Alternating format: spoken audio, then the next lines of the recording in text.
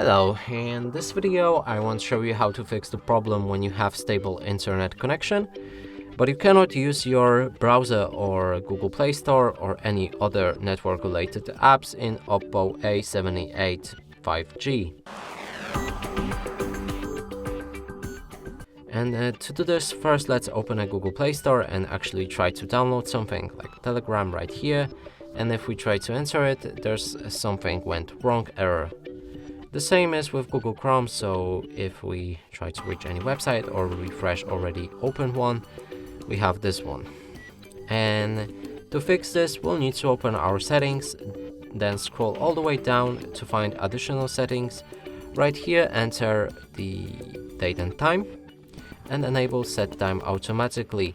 If you go back to the Google Chrome and try to reload the page, it works fine. And the same is with Google Play Store. So we can try again, and the app is available now. And that's it for this video. Hope you like it. Please consider subscribing to our channel, leave a like and a comment below.